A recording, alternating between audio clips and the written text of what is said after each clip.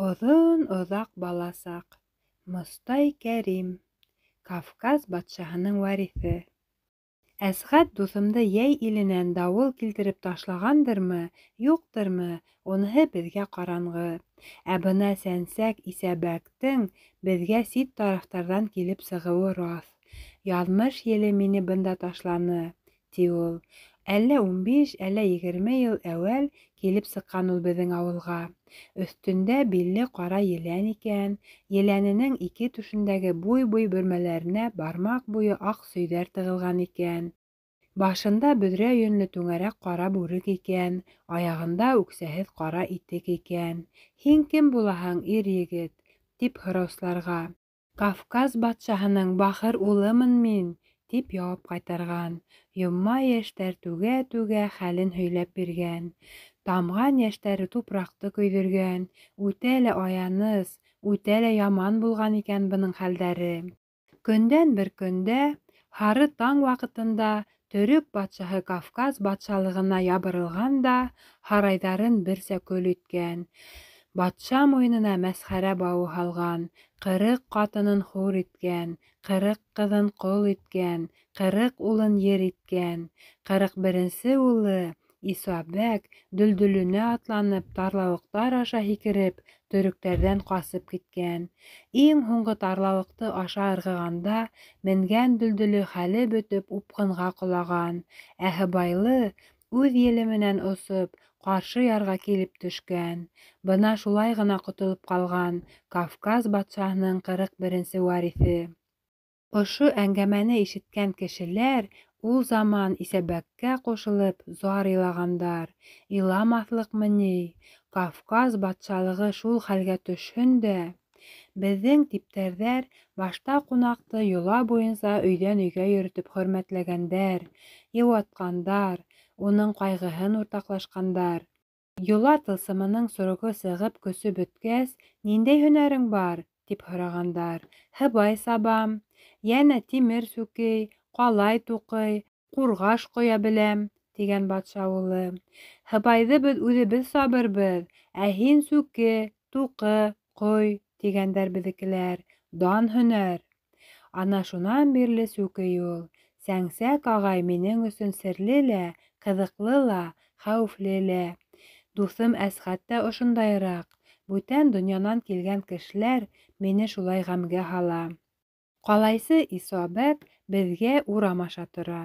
Үҙенең балсыҡ өйөндә ул көнө буйы сәңсәк килеп, йә биҙрә төпләй, йә сүмес һаплай, йә ҡомған тотҡаһы сейнәй. Шуға күрә уға Сәңсәк тигән ҡушамат тағылған. Күп ваҡыт исемен дә әйтеп тормайҙар, Сәңсәк тип кенә йөрөтәләр. Һабан һөрмәй, бесән сапмай, ураҡ урмай ул. Бар белгәне шул ҡалай сүкеү. Хатта Муса мулла ер һөрә, иген сәсә, ә ул сәсмәй. Сәңсәктең үҙенән байтаҡ йәш Әлифә исемле йыуаш, әрпеш ҡатыны бар. Өҫтәүенә эштән ашҡан ялҡау. Хатта өй эргәһендәге картуфтарын да утамай. Көҙгә сыҡҡас зарлана. «Ҡотоң булмағас ни, шул картуфы ла игелек күрһәтмәй», ти. Ҡасан ҡарама, үҙе буҫаға янындағы таш өҫтөндә һағыҙ сәйнәп ултыра. Йә ямау ямаған була шунда. Әлифә беҙҙең ауылдыҡы, Ғәфифә ҡарсыҡтың ҡыҙы.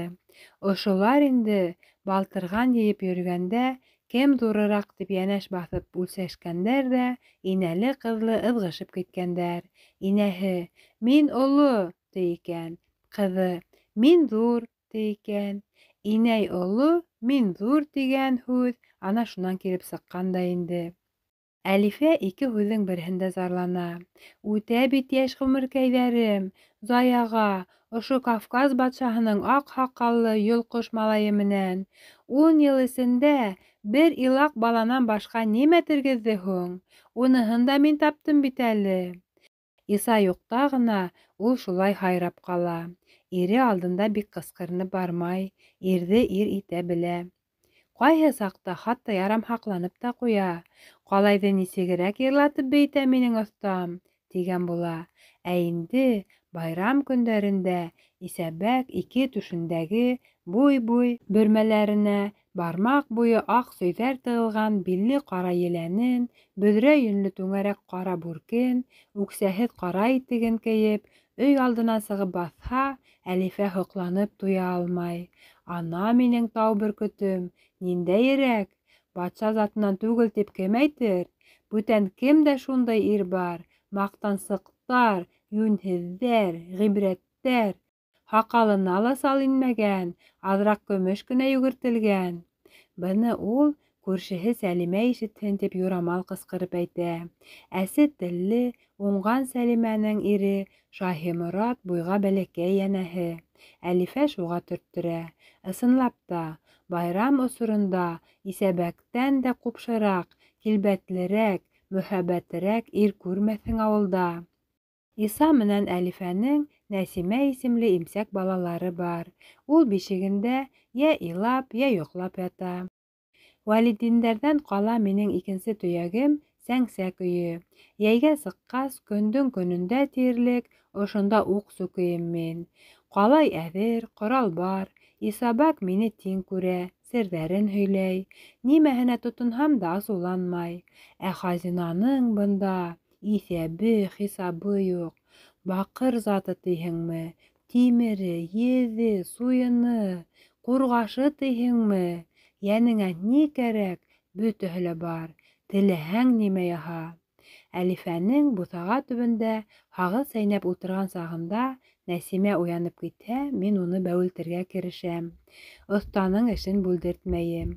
Быға уның күңеле була. Ҡайһы саҡта шартлап илаған Нәсимәне мин генә тыя алмайым. Ул ваҡыт эшен ҡалдырып, сәңгелдәк эргәһенә Сәңсәк үҙе килә. Ҡайҙандыр күкрәк төбөнән сыҡҡан яғымлы тауышы менән татлы вәғәҙәләр һөйләп, ҡыҙын йыуатырға тотона. Әлли-бәлли Нәсимә, баллы хөрмә мә һиңә, татлы йөҙөм мә һиңә, нурлы күҙем Нәсимә. Төрөн ебәк йоҡоға, кер падишаһ йортона, тейен аҫыл бәхеткә, ултыр алтын тәхеткә. Әлли-бәлли Нәсимә, аппаҡ ҡалас мә һиңә, майлы бутҡа мә һиңә, ай көндәше Нәсимә. Ул шулай теҙә лә теҙә. Нәсимә һыйланмаған һыйҙар, Нәсимә эсмәгән шәрбәттәр, Нәсимә кеймәгән кейемдәр ҡалмай. Хатта минең дә ауыҙыма һыуҙар килә. Исабәк һаман туҡтамай. Байлығының да, йомартлығының да сиге юҡ уның. Туя белмәҫ Нәсимә генә һаман ҡәнәғәт түгел, баҡыра бирә. Мине ҡапыл ҡурҡыу ала. Әгәр ҙә бәләкәс ҡыҙыҡай бишегенән һикереп тороп, атаһы вәғәҙә иткән тәмле-татлы заттарҙы таптыра башлаһа, тик береһен генә таптырһа ла харап булабыҙ бит. Мин беләм, был өйҙөң шүрлектәре һый-хөрмәттән һығылып тормай. Ярай әле, Нәсимә былай ғына һүҙһеҙ генә илай. Бөтөнләй тыйыр әмәле ҡалмағас, исәбәк йылтырап торған ҡара арыш икмәген сәйнәй ҙә сепрәккә төрөп бала ауыҙына тыға. Теге бер-ике тапҡыр һыҡтап ала ла шыма. Балаһын күтәреп Әлифә быраматҡа киткән саҡтарҙа беҙ һөйләшеп, серләшеп рәхәт сигәбеҙ. Тик килгән-киткән генә һүҙебеҙҙе бүлдергеләй. Бына беҙ әле икәүҙән икәү генәбеҙ. Юҡ, ана кемдер килә. Теге мосафир мулла икән дә баһа. Ана сапан салғайы кәртәләге ботаҡҡа эләкте. Исабәктең ҡапҡаһы юҡ. Ҡапҡа урынында ботаҡлы-сатаҡлы бер кәртә генә. Йә уны аша атлап үтергә, йә аҫтынан сығырға кәрәк. Әле ботаҡҡа эләккән мулла уҙған кесаҙнала баҡыр ҡомған ҡалдырып киткәйне. Исабәк, тигәйне ул, бер аҙнанан һуғылырмын. Ошо ҡомғанды төпләп кенә ҡуйсы. Ташларға ҡулым бармай. Атайым Иҫәнғол хажиҙән ҡалған ҡомартҡы ине. Ярар, хәҙрәт, башҡарырмын, тип алып ҡалды Исәбәк. Ҡомғанды мөйөштәге ҡалай-ҡолай өйөмөнә ташланы ла аҙаҡ үҙе әйләнеп тә ҡараманы. Исабәк ағай, теге мулла килә, тип хәбәр һалдым мин. Ниндәй мулла? Баҡыр ҡомған эйәһе. Кәртә төбөндәге мосафир ботаҡтан ысҡынырға өлгөрмәне, исәбәк атылып урынынан торҙо, мөйөштәге өйөмдән Иҫәнғол хажиҙан ҡалған ҡомартҡыны табып алды, йәнә үҙенең бүкәненә ултырҙы, тылсымлы ҡоралы менән ҡомғандың төбөн тигәнсе ҡайырып та ташланы. Тап ошо мәл тамаҡ ҡыра-ҡыра хәҙрәт килеп инде. Әссәләмәғәләйкүм, Исабаҡ оҫта. Вәғәләйкүмәссәләм, хәҙрәт. Түрҙән рәхим ит, бик маҡтап йөрөйһөң икән. Бына хәҙер генә һинең ҡомғаныңа тотонғайным. Әлегәсә ҡул теймәй торҙо хәйерһеҙең. Улай икән, тине мосафир, түргә уҙманы. Ҡасан осона сыҡмаҡсыһың инде? Затлы нәмә бит, хәҙрәт. Орҙо-бәрҙе эшләп булмай. Башта төпләргә, унан ҡурғашларға, унан йылтыратырға кәрәк. Шулай ҙа, Исәбәк, күпме кәрәк һуҙылыр тиһең? Иртәгә ошо ваҡытҡа ҡуям да ҡуям, яңыға алмаштырғыһыҙ булыр. Көтә алмайым. Иртәгә Суҡыраҡлы ауылында бик ҙур йыназа, ат ебәргәндәр. Улайһа, иркеңдә, хәҙрәт, мә ҡомғаныңды алып кит. Уйыныңмы, ысыныңмы был, кем? Исабәк, нишләп мин бынау дәрәжәм менән төпһөҙ ҡомған күтәреп йөрөйөм, ти? Быныһы ла иркеңдә, хәҙрәт. Иркеңдә имеш. Жулик, мошенник. Ярай, бер юлға ҡарғамай торам. Ҡулың ҡороғоро, аяғың тартышҡыры нәмә. Тип мосафир ҡапыл сәпсәнләп китте. Мәлғүн, килмешәк. Килмешәк тигәнең ни ул, хәҙрәт? Мәхәлләһеҙ имам, төйәкһеҙ берәҙәк булып сығалыр инде. Шөкөр, минең атлап инер, үҙ тупһам, баш терәр, үҙ мендәрем бар. Тфү, бәдбәхет! Тип Иҫәнғол хажиҙың вариҫе Кавказ батшаһының вариҫенә лас итеп төкөрөп сығып китте. Төкөрмә, төкөрөгөң үҙ битеңә сәсрәр, мулла шәрәмәте! Тип оҙатты мосафирҙы хужа. Ифрат ҡыҙыу ҡанлы ул Исабәк. Тоҡанып китһә, Әлифәнең йөнөн төтә. Тик тегеһе генә ыжлап бармай. Йә етәр, шыжбыш! Ти иренеп кенә. Шыжбыш тиеүе ҡыҙған беҙҙе һыуға тығыу булып сыға. Йәнәһе, уттай дөрләп торған Исәбәк бисәһенең һалҡын даръяһына батып, шыжбышға әйләнә лә ҡала. Ә бына илаҡ Нәсимә, күпме генә теңкәһенә теймәһен, асыуланмай. Асыуы ҡабара башлаһа, сәңсәктең маңлай тиреһе тартышырға тотона. Мосафир төкөрөнгәс тә бер-ике тапҡыр тартышып ҡуйҙы. Имен, ебәрҙе. Юғиһә, ыҙғыш ҙурға китеүе ихтимал ине. Шулай ҙа Исәбәктең дин әһеленә ҡаты бәрелеүе мине шомландырҙы. Әгәр ҙә ул ҡәһәрләй ҡалһа, шул арҡала Исәбәк менән минең өҫкә яза килһә... Байтаҡ заман беҙ шымып ултырҙыҡ. Изге кешегә тел тейҙергән өсөн яҙыҡ булмаймы ул? Тинем мин ҡаушап. Сәнсәк ҡулындағы еҙ ҡомғанды әйләндергеләп ҡарап ултыра ине. Ярай, сусҡанан бер ҡыл, ысын баҡыр икән, ғәмәлгә ярар әле. Мин һаман үҙемдекен тылҡыным. Ҡарғышы төшһә нишләрбеҙ? Ул бит Хоҙай юлында йөрөгән зат. Ул бисураға Хоҙай юлы тағы, тип мыҫҡылланы Исабәк. Ана, ат ҡарағы Иҫәнғолдоң хажилығы минең атайымдың батшалығы менән бер инде ул. Һалды хәбәрҙе. Нисек йөрәге етеп һөйләй? Ошо мәл Исабәк менән арабыҙ йыраҡлашып киткәндәй булды. Һуң, зиһен етерлекме ни? Бер һелтәүҙә Иҫәнғол хажиҙы ла, мосафир мулланы ла, үҙенең батша атаһын да йыға һуҡты. Ул торған һайын аяуһыҙыраҡ асыштар яһай барҙы. Быныһы ла уның Бохарала сауҙа итеп йөрөп кенә мулла булып ҡайтҡан, сапан кейеп, салма салғап йәнәһе. Беҙҙең көндөң көйө китте. Мин тештәремде ҡыҫып уҡ сүкергә керештем. Исабак еҙ ҡомғанды кире мөйөшкә ырғытып, ҡалай киҫә торған ҡайсыһын игәүләргә тотондо. Эш ырамай. Сүкеш менән бер тапҡыр бармағыма ла һуғып алдым. Үҙем һаман бер нәмәне уйлайым.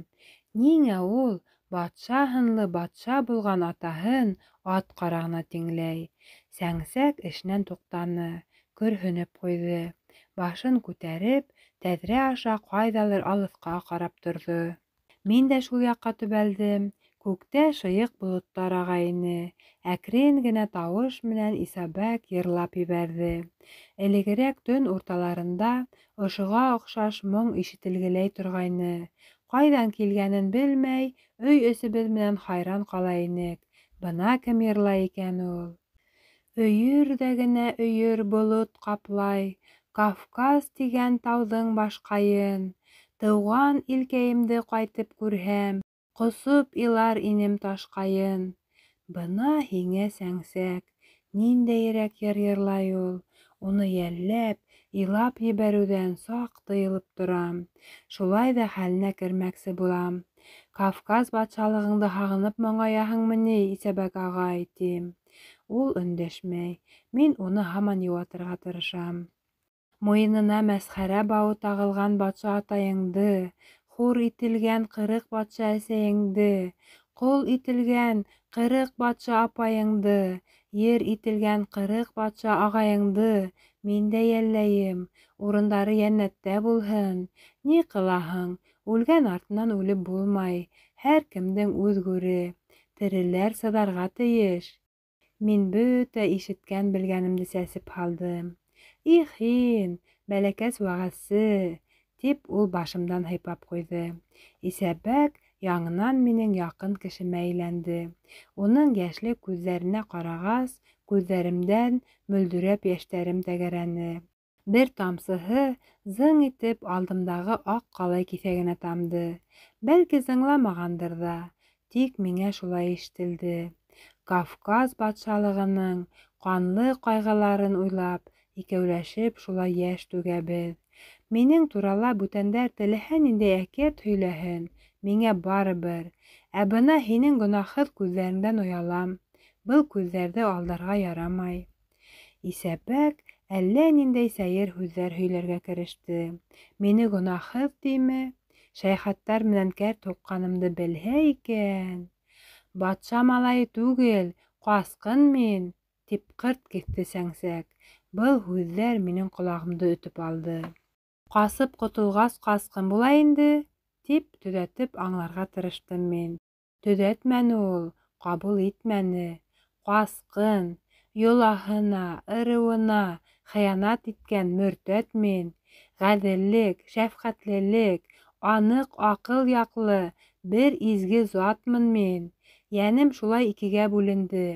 Ғүмер баҡый ике ярты бер-береһен ҡарғап йәшәне.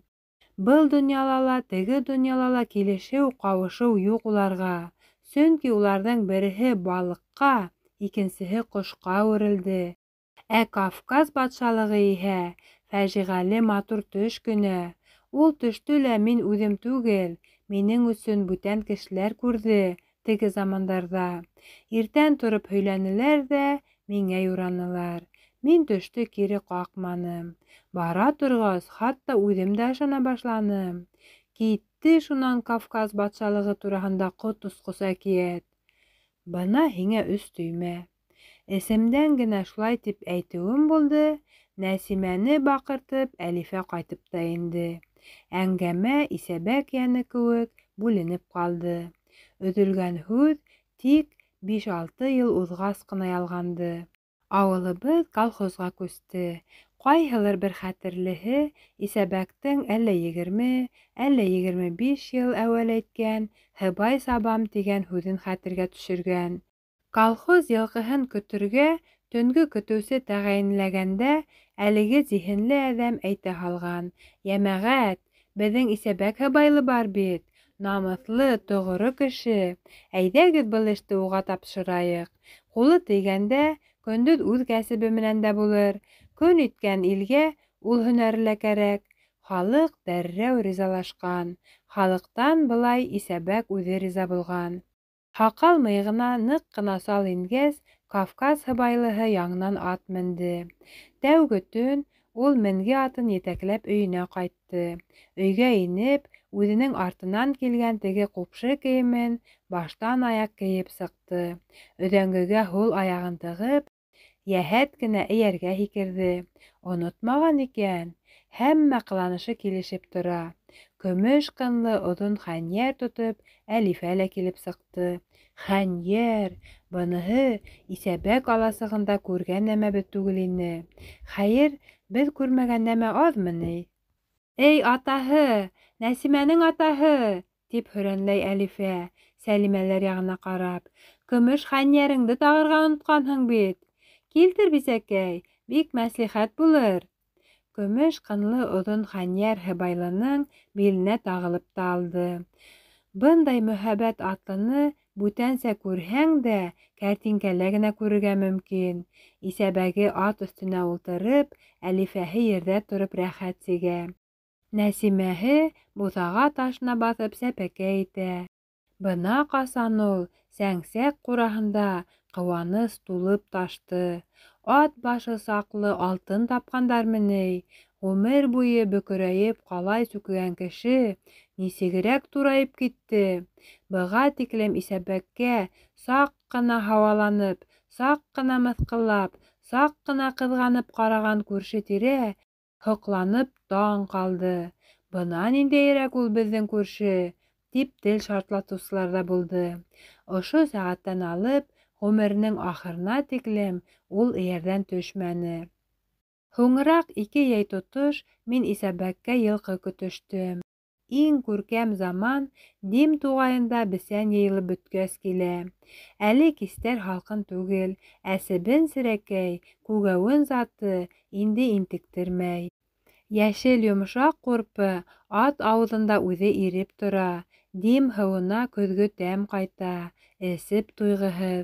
Шундай кистәрҙә беҙ көтөүҙе йә Барлыбай утрауына, йә ҡапҡалы эсенә ҡыуып индерәбеҙ ҙә Димдең ярында ғына усаҡ яғып ебәрәбеҙ. Тағанға сәйнүк аҫабыҙ, көлгә картуф күмәбеҙ. Һәр урында беҙҙең әҙер тағаныбыҙ бар. Эңер төшкөләгәнсе Исабәк төрлө ергә таралышҡан аттарҙы яңынан барлап, һәр ҡайһыһының тиерлек хәл-әхүәлен һорашып сыға. «Йонсота төшкәндәр ахырыһы, үҙеңде бөгөн Ерәнсәй. Ә һин, Бурыл, хәйләкәр, бирешмәгәнһең. Ҡартлас ҡашҡа бөгөн ял иткән икән», ти ул. Был аттарҙы көндөҙ егеп йөрөгән кешеләрҙе йә маҡтай, йә хурлай. Ҡолонҡайҙарҙы муйындарынан ҡосаҡлап ала, йомшаҡ ялдарын һыйпай, һөйә, һәр хайуандың үҙенә генә төбәп яҡшы һүҙ әйтә. Ҡыҙыу ҡанлы сәңсәктең ошо 2 йыл эсендә бер йылҡыға, бер ҡолонҡайға асыуланып өндәшкәнен ишетмәнем. Ғәҙәттәге көтөүсе ҡоралы сыбыртҡыны ул ҡулына ла алманы. Һәр кис шул көтөүҙең кәйефен, хәл-әхүәлен белеп сыҡҡас, өйөр айғыры дарман эргәһенә килеп, ирҙәрсә әңгәмә алып бара. Нимә һөйләшеүҙәрен ишетеп булмай, бик шым һөйләшәләр. Һуңынан дарман ризалыҡ белдереп баш ҡаға. Күрәһең, килештеләр, мәслихәтләштеләр. Баш көтөүсе өйөр башлығына, тимәк, төнгө кәңәштәрен бирҙе. Тегеһе ҡабул итте. Эңер төшөп килә, сәй ҡайнап таша, картуф бешеп өлгөрә. Баш көтөүсе шунда ғына усаҡ эргәһенә килә. 2 йәй буйы һөйләшмәгән һүҙ, йырланмаған йыр ҡалманы. Исәбәккә бигерәк тә утҡа баҡһа моң килә. Ләкин ул өйөр-өйөр болот ҡаплаған Кавказ тауы хаҡындағы моңдо ла, Кавказ батшалығы тураһында әңгәмәне лә ҡабатламаны. Мин һорашырға ҡыйманым. Бер төндө ул һүрелә башлаған усаҡҡа ҡарап ҡапыл көрһөнөп ҡуйҙы. «Бынау усаҡ эргәһендә беҙ һинең менән икәү генә ултырабыҙ тиһең инде». «Юҡ, икәү генә түгелбеҙ. Ана аттың теге яғында минең егет сағым баҫып тора», тип төнгө бушлыҡҡа ымланы. Эргәлә генә төҫлө, ә 2 арала көйрәп торған усаҡ, 2 арала уҙған ғүмер. Мин инде уның кинәйәле һөйләүенә күнегеп бөткәнмен. Ҡыҫылырға ашыҡмайым. Үҙе осон килтереп сығарыр әле. Бахыр сағым, батыр егет сағым. Эйе, ҡорал күтәрер өсөн генә түгел, күтәрелгән ҡоралды тыйыр өсөн дә батырлыҡ кәрәк. Быныһы инде миңә бөтөнләй аңлашылмай. Һелтәнгәс ҡылыс сабырға, тоҫҡалғас мылтыҡ атырға тейеш. Мин егет ҡорона инеп барам. Батырлыҡтың нимә икәнен аңлайым. «Ниңә килгән бында һинең егет сағың?» тинем мин. Исәбәктең һүҙенә яйлашып, һинең менән күрешергә, танышырға, таныштырһам ҡабул ҡылырһыңмы, әллә ҡәһәрләп эргәңдән ҡыуырһыңмы? Мин ни әйтергә лә белмәй шымып ҡалдым. Шулай ҙа таныштырайым әле. 12 йәшем тулғанда ҡарымтасы минең ағайымды үлтерҙе. Өй эсендә ир затынан иң өлкәне. Мин тороп ҡалдым. Атайым төрөк һуғышында ғәйеп булғайны. Үс алыу минең өҫкә төшә. Ҡарымтасының йылға йыл, айға ай, көнгә көн миңә тиҫтер улы бар, Боташ исемле. 17-беҙ тулған көндө мин уны үлтереп ҡон ҡайтарырға тейешмен. Йола шулай ҡуша. Әгәр ҡарымтасының үҙен юҡ итһәң, ул үлә лә ҡотола, ә бына улһыҙ ҡалдырһаң, ғүмер буйы ғазап сигәсәк. Беҙ ғазап сиккән шикелле. Ул мәлдә тау итәктәрен ҡаплап, өрөк ағастары, алһыу аҡ зәңгәр атҡан булыр. Ҡыуаҡтар араһында ярһып ҡоштар һайрар. Яҙғы моң сығарып, йылғалар сылтырар. Тәңре яратҡан һәммә йән эйәһе тереклек ҡылыуына шөкөр итеп рәхәт сигер. Тап ошо миҙгелдә, ҡараңғы бер төндә минең хәнйәрем Боташ йөрәгенә ҡаҙалыр. Айҙан ай, көндән көн мин уға ҡарата үҙемдә үс яндырҙым, нәфрәт үрсеттем. Ҡыл ярырлыҡ ошо хәнйәремде 5 ҡыш, 5 йәй буйы ҡайраным. Осона себен ҡунһа, үтә тишеп сыға торғайны. Тәүҙә йылдарҙы, унан айҙарҙы, ахырҙа көндәрҙе һанай башланым. Һәр көн Боташтың әжәлен яҡынайта. Тәҡдир сәғәте һуғыр ҙа, бына мин йән алырмын. Боташ йән бирер. Ҡарымтасының ҡаны ергә һеңер. Ҡанған үсем миңә ғүмерлек ғәйрәт килтерер, рухыма көс өҫтәр. Боташ сибек кенә малай ине. Етмәһә аҡһаҡ. Бәләкәс сағында Сакля түбәһенән йығылып имгәнгән. Шуға ҡарамаҫтан, алсаҡ йөҙлө, шаян тәбиғәтле көр күңелле ине. Яуыз, тиҫкәре, йәмһеҙ булһа икән. Әмәлгә ҡалғандай, ундай түгел шул. Уйын ваҡытында бөтә малайҙарҙан былай уның шат тауышы яңғырай. Мин яҡыная башлаһам, ул ҡапыл шыма, йөҙө көл кеүек була. Әжәлен һиҙә. Буйға еткәс, ул майҙандарҙа оҫта бубен ҡағыусы, уйын, йыр башлаусы булып китте. Майҙанға мин килеп инһәм, ул ҡаушап кеше артына боҫа. Унан аҡһаҡлап өйө яғына ыңғайлай. Әжәлен һиҙә. Боташтың атаһы, минең ҡарымтасым, ҡоралай аулағанда ҡаянан ҡолап, йәһәнәмгә китте. Уны буркаһына ураған көйө, эйәргә арҡыры һалып, ауылға алып ҡайттылар. Боташ ат итәкләп килә ине. Юлда мин тап булдым. Ул тәүҙә башын түбән эйҙе, унан ситкә боролоп уҙып китте. Бер мәйет ат һыртында тирбәлеп бара. Икенсеһе теҙген тотоп, һуҡмаҡтан атлай. Уға ла атларға күп ҡалманы инде. Боташтың минән тартыныуы шулай ҙа ғәйрәтемде ҡайтара, нәфрәтемде һүрелтә. Әммә мин бирешмәйем. Әленән-әле билемдәге хәнйәремде ҡапшап ҡуям. Үсем йәнә гөлт итеп тоҡанып китә. Өрөк сәскә атты. 5 йыл буйы көтөп алған көн килде. Гонаһ шомлоғона төн мин көткәнсә ҡараңғы булманы. Үтәнән-үтә күренеп торған айлы төн килде. Көндөҙ Боташ Түбән Бигемгә баҙарға киткәйне. Әле ҡайтҡаны юҡ. Мин ауылдан сығып, уның ҡайтыр юлында таш араһына боҫтом. Айлы төн былай ҙа минең зиһенемде ала. Әллә ниндәй ырымы бар уның. Донъя телдән яҙған тиерһең, шылт иткән нәмә юҡ. Ә ана тегендә тау киртләсенә ҡоралай балаһы килеп сыҡҡан. Инәһе күренмәй. Бисараҡай, әллә аҙаштымы икән төн йөҙөндә? Ары ҡарай, бире ҡарай, тауыш бирер ине, бүренән ҡурҡа. Бәлки, уны яҡында ғына ата бүре аңдып яталыр. Бына бер генә һикерер ҙә быуып та ташлар. Бар ине был донъяла матур ҡоралай балаһы. Хәҙер юҡ буласаҡ. Шөкөр, ҡоралай балаһы имен-иҫән көйө үҙ юлына китте. Бүре-фәләнгә хәҙергә тап булманы. Ләкин ата бүре барыбер ҡайҙалыр боҫоп ята бит. Ошо бәрәс күңелемде ҡуҙғатып, шом һалды. Мин ҡайһыһы булып сығам һуң әле? Анау ғәмһеҙ, иҫәр ҡоралай балаһымы, әллә шуны аңдып ятҡан бүреме? Быға мин тиҙ үк яуап бирергә тейешмен. Юғиһә, ана Боташтың арбаһы шығыр-шығыр килеп, былай табан үрмәләй. Яуабымдың кәрәген, тапҡырын һурып алмаҡсы булып, хәнйәрем һабына ҡулым һуҙам. Ҡулым тыңламай, тартыша. Арба һаман шығыр-шығыр минең өҫкә тәгәрәй. Үгеҙҙәр мышнай-мышнай минең өҫкә килә. Боташ арттан арбаһын этәреп, арыған хайуандарға булыша. Аҡһаҡ булғас, уға моғайын ҡыйындыр. Юлдың был текә ерендә мин үҙем дә шулай үгеҙҙәремә ярҙамлашам. Әле лә арба артындағы кеше Боташ түгел, мин үҙем имеш. Мин таҙа, көслө, миңә бер ни ҙә түгел. Башымда бөтә нәмә бер юлы килеп буталды. Ғәмһеҙ ҡоралай балаһы, ата бүре, үгеҙҙәр, ай, аҡһаҡ Боташ, үҙем. Арба һаман шығырҙай. Боташ һайтлап малдарын әйҙәй. Тау түбәһендә аҡылдан шаштырғыс түңәрәк яҡты ай тора. Ай нурында өрөк сәскәләре йым-йым итә. Йән ала торған төнмө ни был? Йән өләшә торған изге мәл. Мәрхүм ағайымдың ҡойолған ҡанын ярҙамға саҡырам. Үс, үс, үс, тип ҡабатлайым. Ҡолағымда ырыуымдың ҡәһәре яңғырай. Ҡурҡаҡлығым, йола боҙоуым өсөн ул мине ҡарғай. Йәнә хәнйәремә үреләм.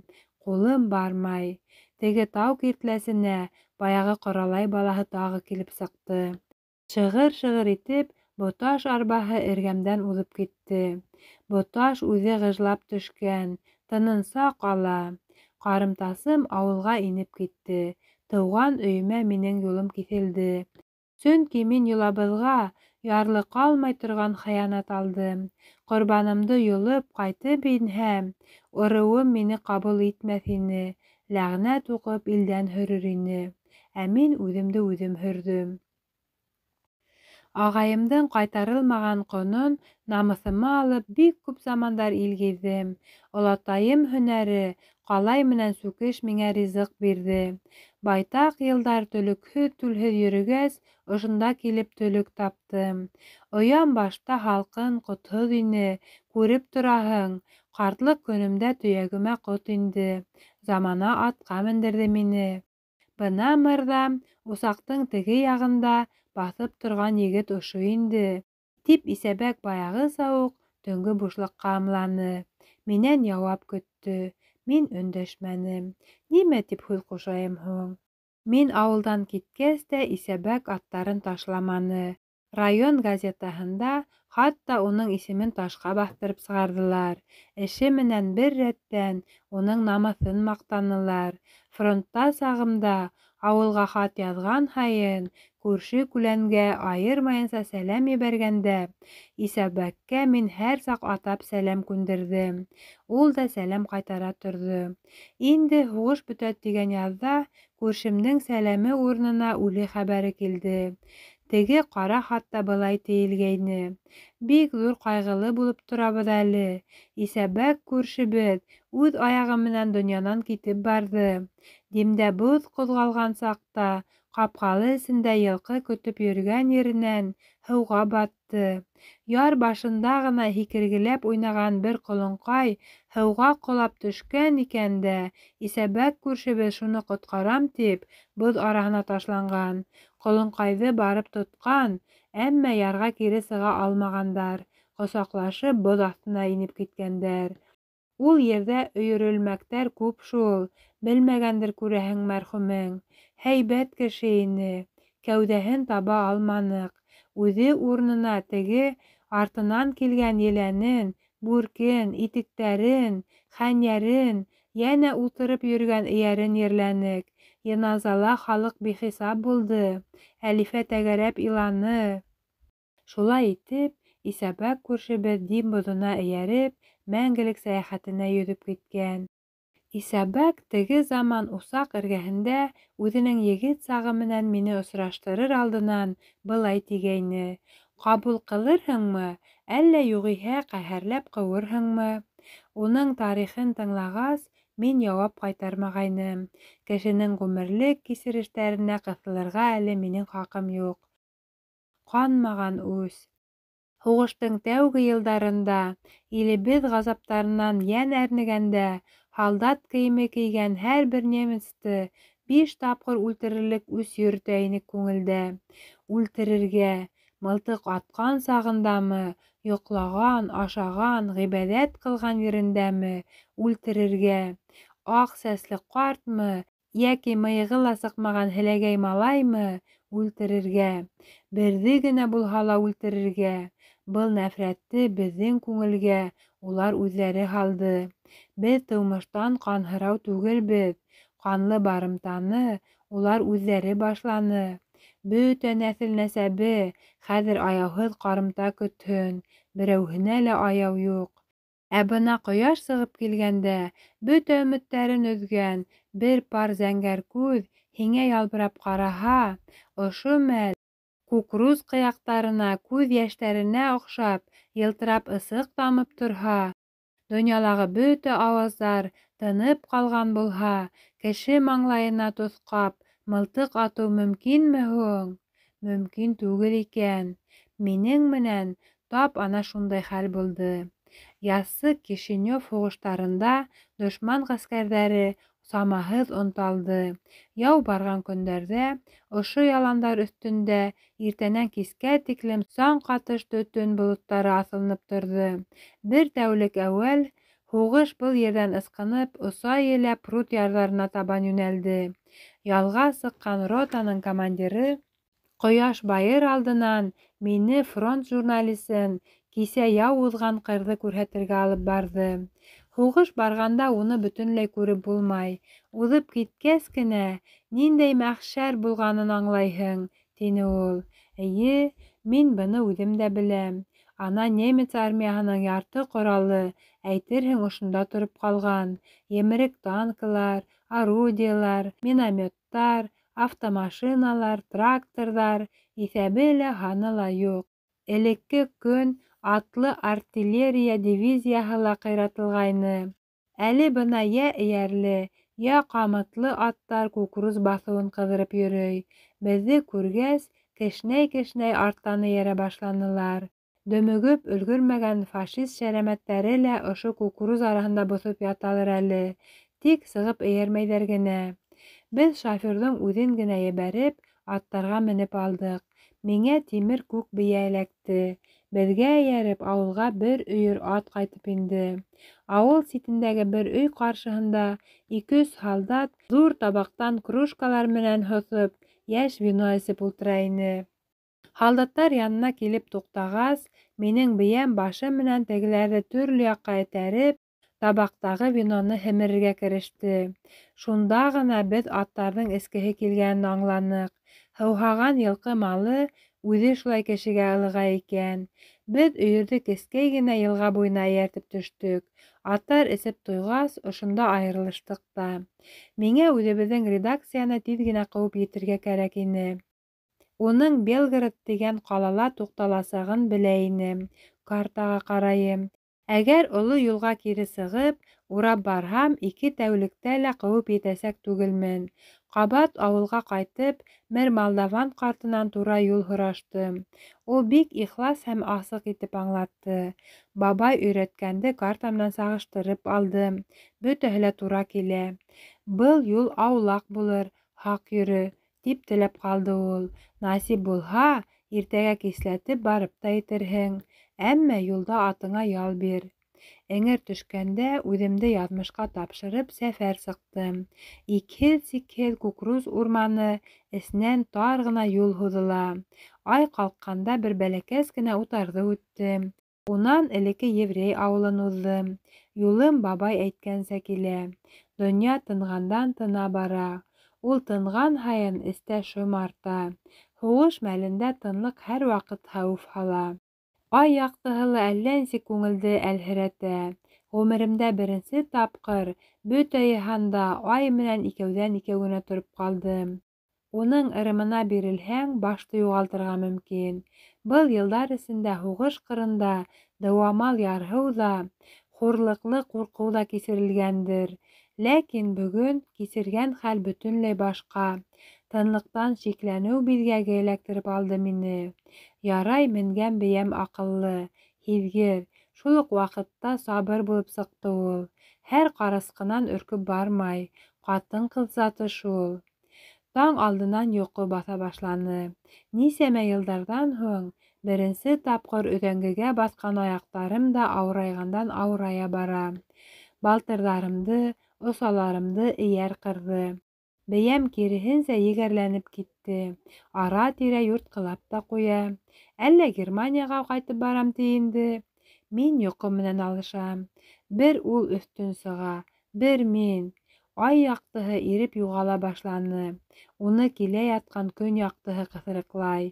Ай яҡтыһы үҙ урынын былай ғына бушатмай. Тартыш китә. Ике яҡтылыҡ бер-береһен йоторға керешә. Яңынан эңер төшә. Башын ҡапыл артҡа сөйөп, атым шып туҡтаны. Мин сөйлөгөп киттем. Алдымда ғына ҙур түңәрәк ҡояш тора. Күрәһең, шуға килеп төртөлгәнбеҙҙер. Ҡояш ары тәгәрәп китте. Юлдан бер-ике аҙым эстә күкрүз араһында нескә генә муйынға ултыртылған кәпәсеҙ һарыбаш һерәйеп тора. Бүтән нәмә шәйләмәнем. Тигәнсе пистолетымды һурып алып, буй-буй ҡара тир юлдары йырғыслаған маңлайға тоҫҡаным.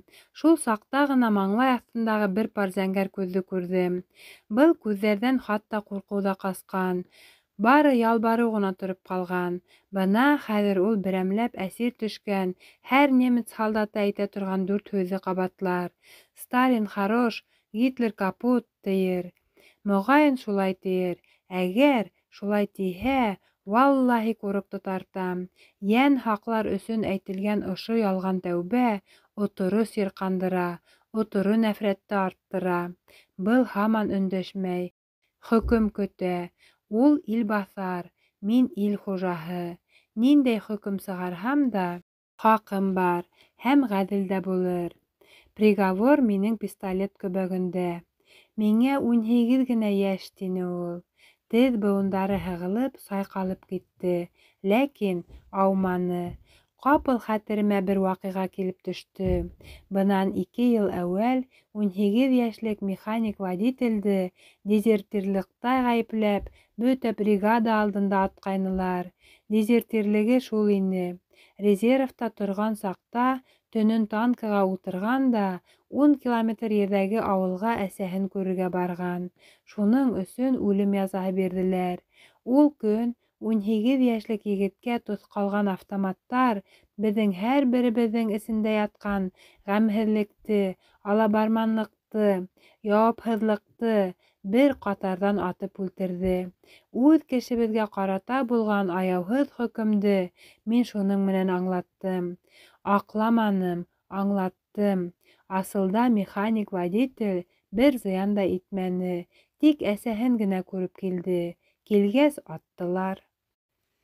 Ҡаршымда фашист ғәскәренең кейемен кейгән, кисә генә минең ватандаштарыма тоҫҡап атҡан дошман, минең ҡан дошманым баҫып тора. Шуның аталары, ағалары бит инде Смоленщина ауылдарын тотош утҡа үртәнеләр. Донбасс шахталарында меңәрләгән кешеләрҙе тереләй күмделәр.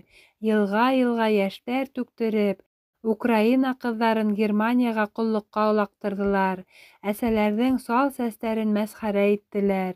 Сабый балаларҙы ялҡынға ырғыттылар. Быларҙың бөтәһе өсөн дә кемдән үс алырға һуң? Зәңгәр күҙле һары шайтан, ишетәһеңме? Кемдән үс алырға?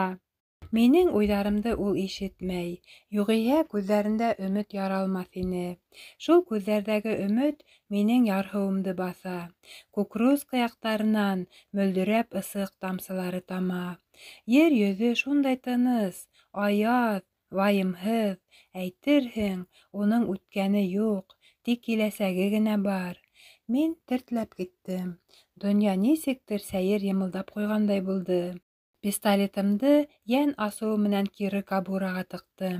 «Әйҙә, алдан атла!» тинем. Юлға ымланым. Ул аҡһай-аҡһай алға сыҡты. Башҡаса мин уға һүҙ ҡушманым, йөҙөнә лә ҡараманым. Оло юлға сыҡҡансы беҙ шулай килдек. Ҡояш инде байтаҡ күтәрелде. Юлда осрағандар беҙгә аптырабыраҡ ҡарап уҙа. Ҡоштоң аҫылылыр күрәһең, был, бер үҙенә бер һаҡсы тиҙәр моғайын. Бер күпер төбөндә әсирҙәр колоннаһына ҡаршы осраныҡ. Конвой башлығы сержантҡа үҙемдең әсирҙе тапшырҙым. Тапшырғанда былай тип киҫәттем: «Аҡһаҡ тип, юлда улай-былай итмәгеҙ». Ниңә шулай әйткәнмендер, белмәйем. Бер ҡотолғас, иленә ҡайтып етһен тигәнмендер, бәлки. Бәлки, юҡ, әйтеп кенә аңлата торған нәмә түгел был.